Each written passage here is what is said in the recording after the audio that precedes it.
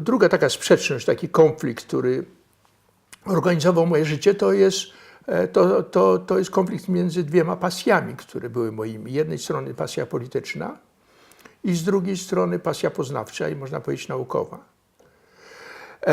I w sposób oczywisty, że one są sobie przeciwstawne, to znaczy uprawianie nauki wymaga koncentracji na nauce, spędzania czasu, prawda, nad książką, nad komputerem, prawda,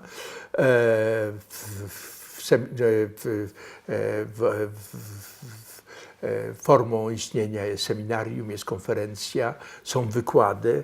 To jest sposób życia, prawda, człowieka nauki. No, oczywiście człowieka zaangażowanego politycznie jest zupełnie inny, prawda? To są innego typu kontakty, innego typu intensywność kontaktów, funkcja poznawcza. Polityka jest raczej sposobem nie poznawania, chociaż poznawanie jest istotną komponentą polityki, ile raczej oddziaływania, kształtowania rzeczywistości. I gdzie, można powiedzieć, to jest taka diabelska strona polityki, gdzie ludzie są narzędziem, to znaczy organizuje się ludzi, czy też podejmuje się decyzje, które są wykonywane, prawda, przez ludzi. Więc ta sprzeczność między nauką a polityką też była dla mnie, i to byłem tego świadomy, to było boleśnie obecne zawsze, to znaczy pragnąłem być jednym i drugim, nie można być jednym i drugim, czyli to powodowało to rozpięcie między żydowstwem a Polską, co przekładało się również w czasach już po 1989 roku między Polską a Francją, i z drugiej strony rozpięcie między tymi wolą, aspiracją naukową i z drugiej strony pasją polityczną, to powodowało oczywiście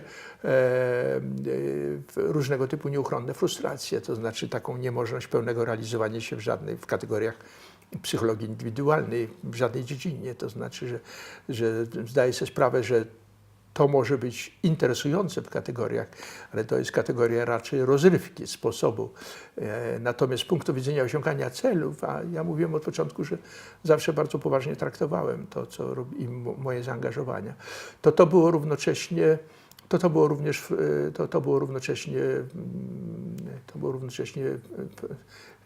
frustrujące i zdawałem sobie sprawę, że ani w polityce nie osiągam tego, co zapewne mógłbym osiągnąć, nie w kategoriach kariery, tylko w kategoriach możliwości oddziaływania na rzeczywistość, prawda, na najszlachetniejszy wymiar polityki, ani też naukowo, mierzoną ilością rzeczy napisanych, przemyślanych, przeczytanych, że to wzajemnie się ograniczało, prawda.